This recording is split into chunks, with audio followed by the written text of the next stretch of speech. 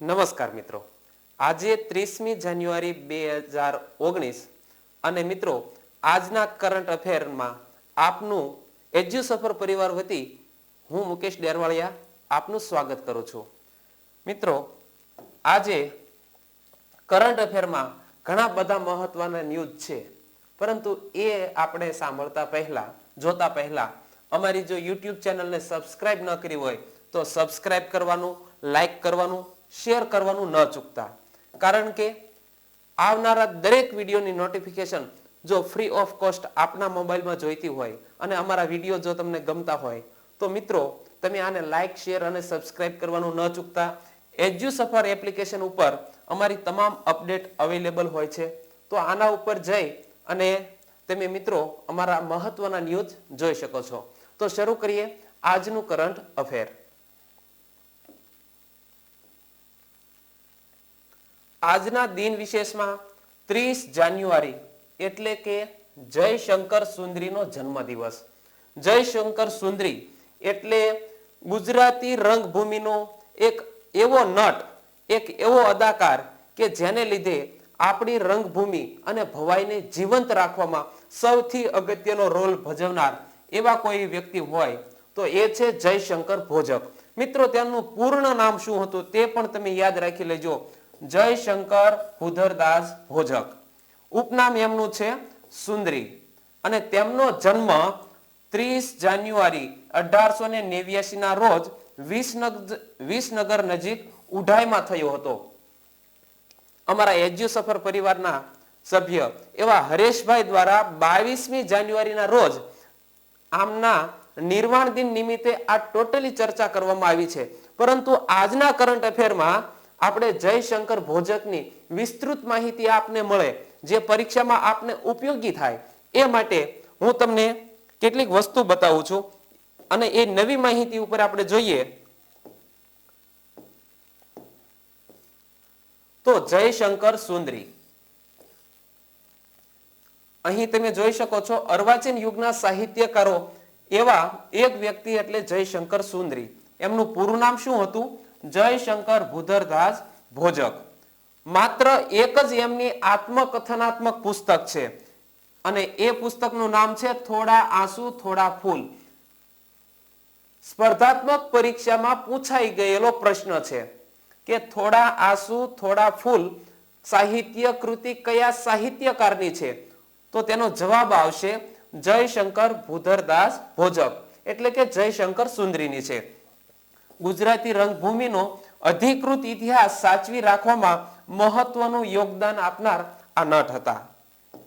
આમના વિશે આજના કરંટ અફેરમાં આગળ વસ્તુ જોઈએ તો તેમનું હુલામણું નામ જયભાઈ છે. જન્મ ઊંધાઈમાં થયો છે.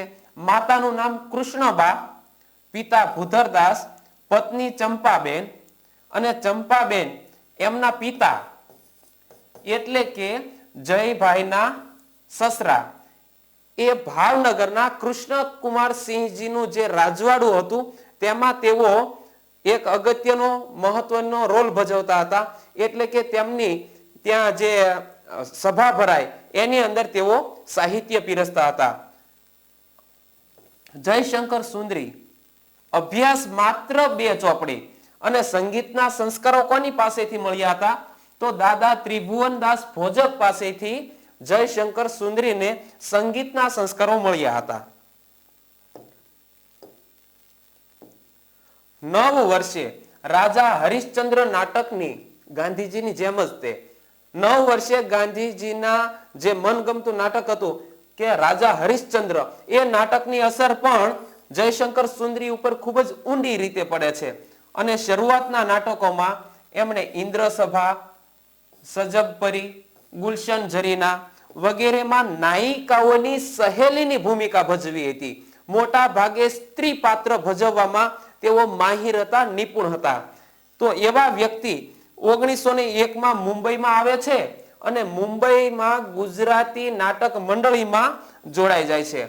પ્રથમ એમનું નાટક સૌભાગ્ય સુંદરી 19/10/1901 ના રોજ રજૂ થયું અને તેની અંદર તેમણે સુંદરીનો રોલ એટલો આબેહૂબ રીતે ભજવ્યો કે કે લોકો એમને જયશંકર સુંદરીના નામથી ઓળખવા લાગ્યા. તો આપણને આ વ્યક્તિના જીવનમાં જે રીતે આ મહત્વનો રોલ ભજવ્યા બાદ આજીવન જેને સુંદરીના નામે ઓળખીએ છીએ એવા વ્યક્તિને આપણે ખાસ યાદ રાખશું. એની જ વિશે વાત કરીએ તો તેઓ મરાઠી નટ બાલ ગાંધર્વના મિત્ર હતા અને બંને મિત્રો પોતાની નાટ્ય કલા વિશે એટલું આદાન પ્રદાન કરતા હતા અને બંને વચ્ચે એટલો ગાઢ સંબંધ કે તેઓ એકબીજાને ગુરુ કહીને બોલાવતા હતા. એમના મહત્વના નાટકો જોઈએ તો વિક્રમ ચરિત્ર, જુગલ જુગારી, કામલતા, છત્રપતિ શિવાજી, મધુબંસરી આ નાટકોમાં એમને લીડ રોલ ભજવેલો છે. ગુજરાતી રંગભૂમિ પરનું એમનું છેલ્લું નાટક કયું હતું તે ખાસ યાદ રાખજો. સ્વામી ભક્તિ યાને બાજી પ્રભુ દેશપાંડે આ એમનું છેલ્લું રંગભૂમિ ઉપરનું નાટક હતું. 1931માં તેઓ રંગભૂમિમાંથી નિવૃત્તિ લઈ લે છે અને એમના જે ગુરુ હતા એમનું નામ મિત્રો ખાસ યાદ રાખજો, બાબુલાલ નાયક, કે જેમણે તેમને આ રંગભૂમિ ઉપરના નાટકના બધા કૌશલ્યો શીખવ્યા હતા. તો એમના વિશે આગળ જોઈએ તો 1932માં એમણે નિવૃત્તિ લીધી. રસિકલાલ છો પરીખ, કેકા શાસ્ત્રી, રામનારાયણ વિશ્વનાથ પાઠક જેવા મહાન ગજાના લેખકોના પણ તેઓ પ્રિય પાત્ર બની ચૂક્યા હતા. અને રમણભાઈ નીલકંઠ કૃત રાયનો પર્વત અગત્યની કૃતિ, આ કૃતિનો ખરેખરનો દિગ્દર્શન કરવાનો, માર્ગદર્શન આપવાનો કાર્ય પણ આ જયશંકરે કર્યું હતું. તો આજના કરંટ અફેરના આપણે આ સમાચાર જોયા. હવે આપણે કરંટ અફેરમાં આગળ વધીએ.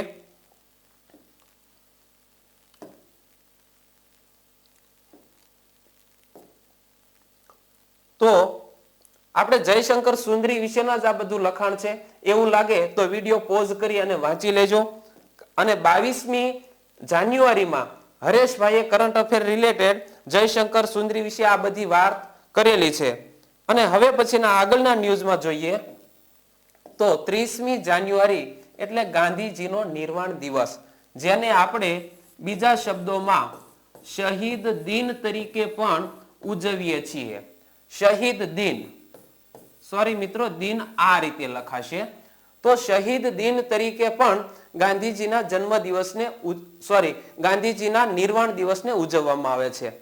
તો તમને કદાચ મગજમાં પ્રશ્ન ઉપસ્થિત થતો હશે કે 23મી માર્ચ એટલે કે શહીદ ભગતસિંહ, રાજગુરુ અને સુખદેવને ફાંસી આપવામાં આવી હતી. તો 23મી માર્ચને પણ શહીદ દિન તરીકે ઉજવવામાં આવે છે. તો શહીદ દિન તરીકે બંને તારીખ માન્ય છે. ગાંધીજીનો નિર્વાણ દિવસ 30મી જાન્યુઆરી અને 23મી માર્ચ આ બંને શહીદ દિન તરીકે ઉજવવામાં આવે છે. તો ગાંધીજીના નિર્વાણ દિન બાબતે આજે તેમની વિગતો જોઈએ તો તેમનો જન્મ 2 ઓક્ટોબર 1869 ના રોજ પોરબંદર મુકામે થયો હતો. તેમનું પૂરું નામ શું હતું? મોહનદાસ કરમચંદ ગાંધી. પિતા કરમચંદ ઉત્તમચંદ ગાંધી, માતાનું નામ પુતળીબાઈ કરમચંદ ગાંધી.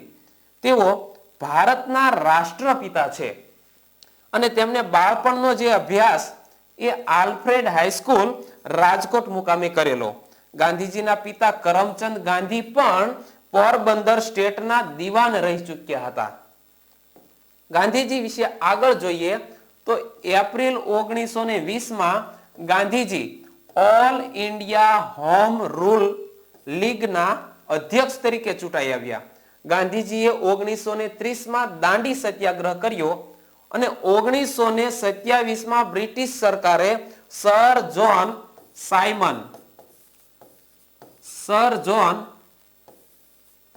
સાયમનના અધ્યક્ષ પદે બંધારણીય સુધારા માટે એક કમિશનની રચના કરી અને તેમના તીખા શબ્દોને, ગાંધીજીના તીખા શબ્દોને કારણે બ્રિટિશ દળોએ મુંબઈમાં ગાંધીજીની 9 ઓગસ્ટ 1942 ના રોજ ધરપકડ કરી અને 2 વર્ષ માટે જેલમાં ધકેલી દીધા હતા.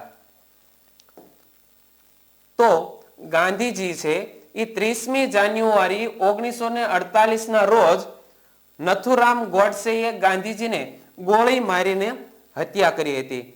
તો મિત્રો, આવા મહાન વિભૂતિ જ્યારે દેશમાં ચીર વિદાય લઈ રહ્યા હોય ત્યારે આપણે આજના દિવસે જોઈએ તો આજના દિવસે સમગ્ર ભારતમાં સવારે 11 કલાકે 2 મિનિટનું મૌન પાળવામાં આવે છે. ગાંધીજીની સમાધિનું સ્થળ દિલ્હીમાં રાજઘાટ ખાતે આવેલું છે.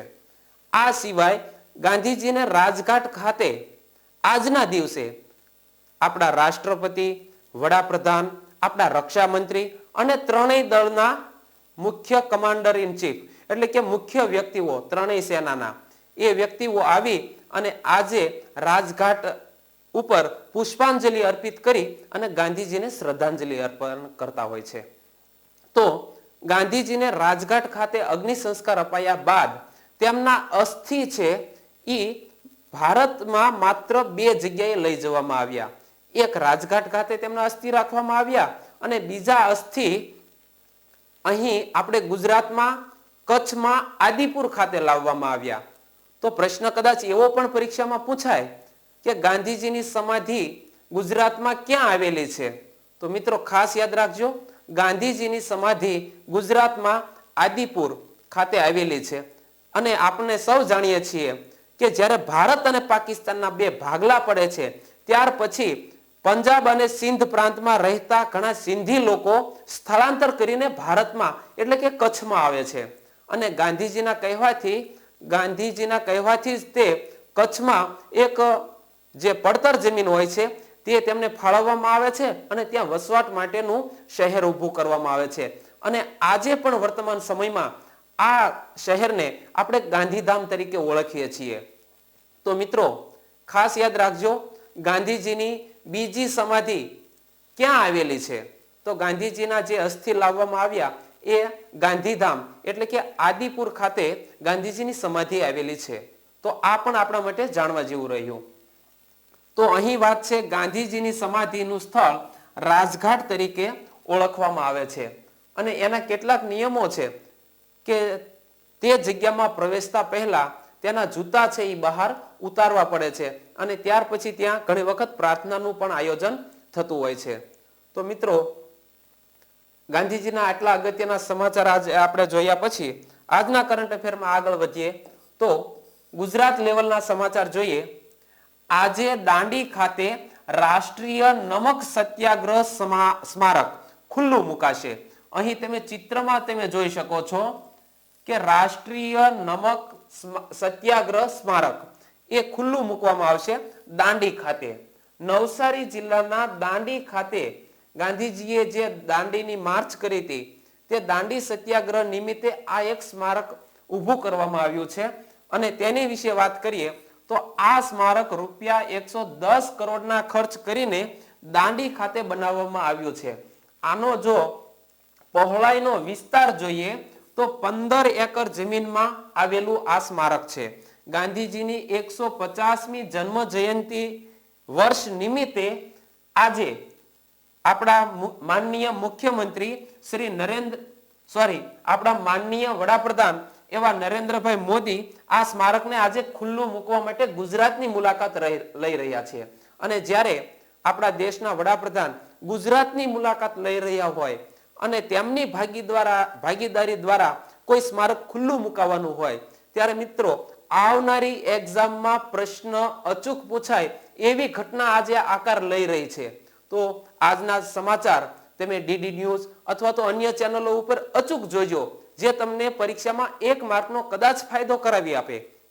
તો આજ સમાચાર વિશે આગળ વધીએ તો 12મી માર્ચથી 6ઠી એપ્રિલ 1930 દરમિયાન મીઠાના કાયદાનો ભંગ કરીને ગાંધીજીએ આ જે દાંડી કૂચ કરી હતી, આ દિવસને જીવંત રાખવા માટે આ સ્મારકની રચના કરવામાં આવી છે. જેમાં સોલાર મેકિંગ બિલ્ડિંગમાં 14 સોલ્ટ મેકિંગ પેન મૂકવામાં આવી છે, જેના દ્વારા ખારા પાણીને મીઠા પાણીમાં રૂપાંતરિત કરવામાં આવશે. આ 14 સોલ્ટ મેકિંગ પેન છે એની અંદર ખારું પાણી ઉમેરવામાં આવશે એટલે બાષ્પીભવન થશે ગરમીને લીધે. એ ગરમ પાણીને ઠંડુ પાડી વરાળને ઠંડી પાડી અને મીઠું પાણી મેળવવામાં આવશે અને બીજી બાજુ એમાંથી મીઠું પણ અલગ થશે. તો એવી રીતની આ સિસ્ટમ આ જગ્યાએ ગોઠવવામાં આવી છે. 15 પાંદડાનું એક એવા 41 સોલાર ટ્રી દ્વારા 180 કિલોવોટ વીજળી ઉત્પન્ન કરી શકાશે. એટલે કે આખે આખું આ જે સ્મારક છે એ સૌર ઉર્જાથી સંચાલિત સ્મારક છે. એની અંદર વિશેષતા એવી છે કે પાંદડાના આકારના એવા 41 જેટલા સોલાર ટ્રી ઊભા કરવામાં આવ્યા છે. એના ઉપર સૂર્યનો પ્રકાશ પડશે, પરિણામે 180 કિલોવોટ વીજળી ઉત્પન્ન થશે અને જેના થકી આખે આખા 15 એકરમાં વ્યાપેલા આ સ્મારકનું સંચાલન થશે. તો ખાસ જોઈએ, આ સ્મારક ભારત સરકારના સાંસ્કૃતિક મંત્રાલય હેઠળ આવતા કેન્દ્રીય જાહેર બાંધકામ વિભાગ દ્વારા બનાવાયું છે.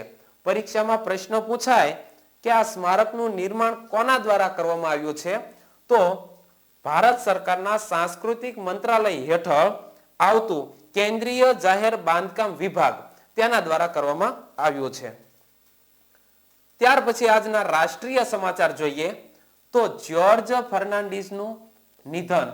મિત્રો, ખૂબ જ કરુણ ઘટના અને આપણા દેશના જે રાજનીતિ ક્ષેત્રમાં ખૂબ જ આગળ પડતા એવા કદાવર નેતાનું આજે નિધન થયું છે. તો આ વ્યક્તિ જ્યોર્જ ફર્નાન્ડીસના વિશે આપણે મહત્વના ન્યૂઝ જોઈએ તો સમાજવાદી નેતા અને ભૂતપૂર્વ સંરક્ષણ મંત્રી જ્યોર્જ ફર્નાન્ડીસનું આજે લાંબી માંદગી બાદ એક ખાનગી હોસ્પિટલમાં નિધન થયું છે. જ્યોર્જ ફર્નાન્ડીસનો જન્મ કર્ણાટકના મેંગલુરુમાં થયો હતો. તેઓ 1979 ના દાયકામાં સમાજવાદી આંદોલનના એક અગ્રણી નેતા તરીકે આગળ આવ્યા હતા અને બિહારમાં સમતા પાર્ટીના સંગઠન પહેલા જનતા દળના નેતા હતા.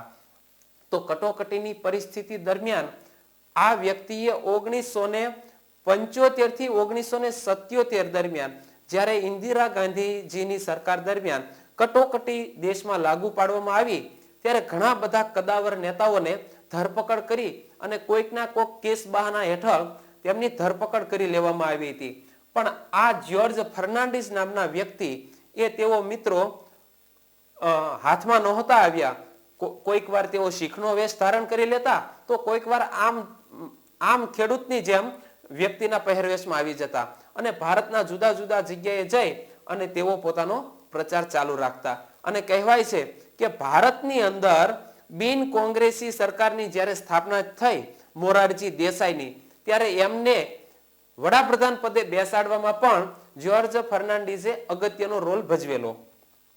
તો એવા વ્યક્તિની વિશે આગળ વાત કરીએ તો આ જ્યોર્જ ફર્નાન્ડીસ 9 વખત લોકસભા અને 1 વાર રાજ્યસભાના સભ્ય તરીકે રહ્યા હતા. તેઓ કેન્દ્રમાં સંરક્ષણ, રેલવે અને ઉદ્યોગ મંત્રી તરીકે પણ રહી ચૂક્યા છે. ઓલ ઇન્ડિયા રેલવે મેન્સ ફેડરેશનના અધ્યક્ષ તરીકે 1974 માં રેલ કર્મચારીઓની હડતાલમાં તેમણે નેતૃત્વ કર્યું હતું અને જૂન 1975 માં દેશમાં કટોકટી લાદવાના મુખ્ય કારણોમાંના આ હડતાલને એક અગત્યનું કારણ પણ ગણવામાં આવે છે. ત્યાર પછીના આગળના ન્યૂઝ જોઈએ, રાષ્ટ્રીય સમાચાર. તો બીટિંગ ધ રિટ્રીટ સમારોહની ઉજવણી થઈ છે. અહીં શબ્દ આવે છે બીટિંગ ધ રિટ્રીટ સમારોહ. આ સમારોહ એટલે કેવો સમારોહ? 26મી જાન્યુઆરીએ દિલ્હીના લાલ કિલ્લા ઉપર રાષ્ટ્રધ્વજ ફરકાવ્યા બાદ 3 દિવસે એટલે કે 27, 28 અને 29, તો 29 જાન્યુઆરીના રોજ આપણા રાષ્ટ્રપતિ ભવનની આગળ રાષ્ટ્રપતિના અધ્યક્ષપણા હેઠળ જ્યારે આપણી ત્રણેય પાંખના વડા દ્વારા બેન્ડ વગાડી અને એક ધૂન વગાડવામાં આવે છે. આ જે ઉત્સવ ઉજવાય છે, આ જે આયોજન થાય છે એનું નામ છે બીટિંગ ધ રિટ્રીટ સમારોહ. અહીં તમે ચિત્રમાં પણ જોઈ શકો છો કે રાષ્ટ્રપતિ ભવનની આગળ આપણી ત્રણેય પાંખની સેનાઓ દ્વારા જુદી જુદી બેન્ડ પાર્ટીઓ દ્વારા ધૂન વગાડવામાં આવી રહી છે. તો એના વિશે સમાચાર જોઈએ તો પ્રજાસત્તાક દિવસના સમારોહ સમાપનના પ્રતીક તરીકે બીટિંગ ધ રિટ્રીટ દિલ્હીમાં રાષ્ટ્રપતિ ભવનના ગેટ પર ઉજવવામાં આવે છે. બીટિંગ ધ રિટ્રીટનું આયોજન ગણતંત્ર દિવસના ત્રીજા દિવસે એટલે કે 29 જાન્યુઆરીના રોજ સાંજે આયોજિત કરવામાં આવે છે. આ કાર્યક્રમમાં રાષ્ટ્રપતિ છે તે મુખ્ય અતિથિ તરીકે ઉપસ્થિત હોય છે. અને આ જે સમારોહ છે તેમાં થલ સેના, વાયુસેના અને નૌસેના બેન્ડના પારંપરિક ધૂન વગાડતા માર્ચ કરે છે. 1950 થી શરૂ થયેલી બીટિંગ ધ રિટ્રીટ કાર્યક્રમને ફક્ત 2 વખત અત્યાર સુધીમાં મોકૂફ રાખવામાં આવી છે. એ મોકૂફ કયા કયા સમયે રાખવામાં આવી તેની તમને વાત કરું તો આપણે સૌ જાણીએ છીએ કે 26મી જાન્યુઆરી 2001 ના રોજ આપણા ગુજરાતમાં અને ખાસ કરીને વધુ અસર કચ્છમાં થઈ હતી એવો ભયંકર ભૂકંપ આવ્યો ત્યારે. અને બીજો એક સમય છે 27મી જાન્યુઆરી 2009 ના રોજ આપણા દેશના 8મા રાષ્ટ્રપતિ વેંકટરમણનું જ્યારે નિધન થયું ત્યારે આ બે દુઃખદ પ્રસંગોને કારણે આ જે ઇવેન્ટ હતી બીટિંગ ધ રિટ્રીટ કાર્યક્રમ તેને મિત્રો મોકૂફ રાખવામાં આવી હતી. તો એના વિશે આગળ જોઈએ તો 26મી જાન્યુઆરી 2001માં ગુજરાતમાં ભૂકંપ આવ્યો ત્યારે અને 27મી જાન્યુઆરી 2009માં દેશમાં 8મા રાષ્ટ્રપતિ વેંકટરમણ લાંબી બીમારી પછી મૃત્યુ પામ્યા ત્યારે આ બીટિંગ ધ રિટ્રીટ એ કાર્યક્રમને મોકૂફ રાખવામાં આવ્યો હતો. અને આ કાર્યક્રમનું સમાપન કઈ ધૂનથી થાય છે એવો પરીક્ષામાં પ્રશ્ન પૂછાય તો યાદ રાખજો, સારે જહાં સે અચ્છા હિન્દુસ્તા હમારા, હમ બુલબુલે હે ઉસકે ઓ ગુલસિતા હમારા. તો ગીતની ધૂનની સાથે આ કાર્યક્રમનું સમાપન કરવામાં આવે છે. પણ પ્રશ્ન એ થાય કે આ સારે જહાં સે અચ્છા હિન્દુસ્તા હમારા એ ગીતના રચયિતા કોણ છે? તો તેના રચયિતા છે કવિ ઇકબાલ. તો કવિ ઇકબાલે સારે જહાં સે અચ્છા તે ગીત લખેલ છે. ભારત પાકિસ્તાનના ભાગલા બાદ કવિ ઇકબાલ પાકિસ્તાન ચાલ્યા ગયા હતા. ત્યાર પછીના આગળના સમાચાર જોઈએ તો ભારત વિશ્વનો સૌથી વધુ સ્ટીલ ઉત્પાદન કરતો બીજા નંબરનો દેશ બની ગયો છે. અને તાજેતરમાં જ તે એક એસોસિએશન છે વર્લ્ડ સ્ટીલ એસોસિએશન, એના દ્વારા એક રિપોર્ટ બહાર પડ્યો છે જેની અંદર વિશ્વનો સૌથી વધુ સ્ટીલનો ઉત્પાદન કરતા દેશ ચીન અને એના પછી બીજા નંબરે ભારત આવી ગયું છે. તો એના સમાચાર જોઈએ તો આ રિપોર્ટ વર્લ્ડ સ્ટીલ એસોસિએશન દ્વારા બહાર પાડવામાં આવે છે. આ રિપોર્ટમાં ભારત જાપાનને પાછળ રાખી અને બીજા નંબરે પહોંચી ગયું છે અને જાપાન બીજા નંબરમાંથી ત્રીજા નંબરે આવી ગયું છે. તો સૌથી વધુ સ્ટીલ ઉત્પાદન કરવામાં કયો દેશ પ્રથમ સ્થાને છે મિત્રો? ચીન દેશ. તો અહીં સમાચારમાં જોઈએ તો વિશ્વમાં સ્ટીલ ઉત્પાદન કરનારા સૌથી 5 મોટા ઉત્પાદક દેશો એને ક્રમાનુસાર યાદ રાખીએ તો પ્રથમ નંબરે ચીન, બીજા નંબરે ભારત, જાપાન ખસીને ગયું ત્રીજા નંબરે, ચોથા નંબરે USA અને 5મા નંબરે દક્ષિણ કોરિયા. આપણે સ્ટીલ ઉત્પાદક દેશોનો ક્રમ જોયા પછી આગળના સમાચાર જોઈએ તો રાષ્ટ્રીય કૃષિ ઉચ્ચતર શિક્ષા પરિયોજનાની શરૂઆત કરવામાં આવી છે. પ્રશ્ન પૂછાય કે રાષ્ટ્રીય કૃષિ ઉચ્ચતર શિક્ષા પરિયોજનાની શરૂઆત કયા મંત્રાલય દ્વારા કરવામાં આવી છે? તો જવાબ બનશે નવી દિલ્હીમાં કૃષિ અને કિસાન કલ્યાણ મંત્રાલય દ્વારા શરૂ કરવામાં આવી છે. આ પરિયોજનાનું ઉદ્ઘાટન કોણે કર્યું? તો યાદ રાખજો, કૃષિ અને કિસાન કલ્યાણ મંત્રાલયના મંત્રી શ્રી રાધા મોહન સિંહ દ્વારા એગ્રોવિઝન 2019 નું ઉદ્ઘાટન કરવામાં આવ્યું છે. તમે અહીં રાધા મોહન સિંહની તસવીર પણ જોઈ શકો છો કે રાધા મોહન સિંહ દ્વારા એગ્રોવિઝન 2019 નું ઉદ્ઘાટન કરવામાં આવ્યું છે. અને આનો મુખ્ય હેતુ શું છે? તો પ્રતિભાશાળી વિદ્યાર્થીઓને આકર્ષિત કરવા માટે રાષ્ટ્રીય કૃષિ ઉચ્ચતર શિક્ષા પરિયોજનાની શરૂઆત કરી છે. આ પરિયોજના કોના સાહસથી કરવામાં આવી છે? વિશ્વ બેંક અને ભારત સરકારનું આ સંયુક્ત સાહસ છે. તો આ પણ એક ખાસ યાદ રાખજો કે રાષ્ટ્રીય કૃષિ ઉચ્ચતર શિક્ષા પરિયોજનાની શરૂઆત ભારતે કઈ સંસ્થા સાથે મળીને કરી છે? તો જવાબ આવશે વિશ્વ બેંક. એ જ સમાચારમાં આગળ જોઈએ તો આ કૃષિ વેપારમાં વિદ્યાર્થીઓની સહભાગિતાને પ્રોત્સાહિત કરવા માટે સ્ટુડન્ટ રેડી કહેવાતા ગ્રામીણ ઉદ્યોગ સાહસિક જાગૃતતા વિકાસ યોજના શરૂ કરવામાં આવી છે. તો મિત્રો, આજનું કરંટ અફેર આપણે અહીં પૂર્ણ કરીએ છીએ, પણ જતા જતા એક નાનકડી ચિનગારી. એક સાહિત્યકાર મકરંદ દવેની પંક્તિ મને યાદ આવે છે કે ગમતું હોય તો અલ્યા ગુંજે ન ભરીએ, ગમતાનો કરીએ ગુલાલ. એજ્યુ સફર ચેનલ પણ આ જ્ઞાનના માધ્યમ દ્વારા એટલે કે આ ચેનલના વિડીયો દ્વારા આપની સમક્ષ જ્ઞાનનો ગુલાલ કરે છે અને તમે સૌ તેમાં હર્ષભેર રંગાવો એવી જ અભ્યર્થના સાથે આજના કરંટ અફેરને અહીં પૂર્ણ કરીએ. ધન્યવાદ.